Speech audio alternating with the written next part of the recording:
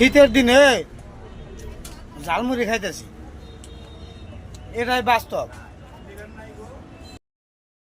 মানে দেশি পুঁটি মাছ এনেছে, আপনারা দেখতে পাচ্ছেন।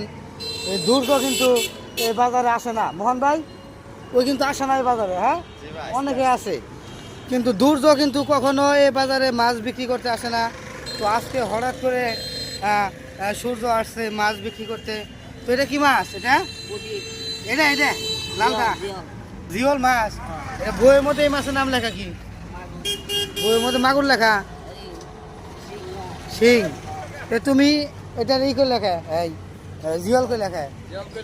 বইয়েতে যেটা লেখা থাকবো সবসময় সেটা উচ্চারণ করবা, ঠিক আছে? অনেকে আছে আপনারা কিন্তু যে মহিষের কয় বাইসন, কেসরা জিওল। এটা জিওল করে দেশি না বিদেশি?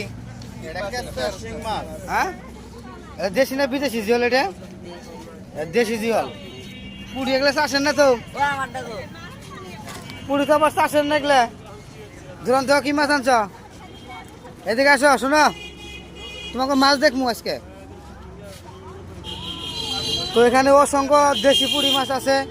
অনেকে এখানে মাছ দেখতে আসছে, মোহন আসছে দূর থেকে। হ্যাঁ, তো মোহন ভাই ও এখানে যে তুমি ঝালমুড়ি খাইলা, এই ঝালমুড়ি কেমন হয়েছে? খাইতে কেমন? এটা একবারে মশলা ছাড়া। মশলা ছাড়া ঝালমুড়ি আপনি বানাইছেন?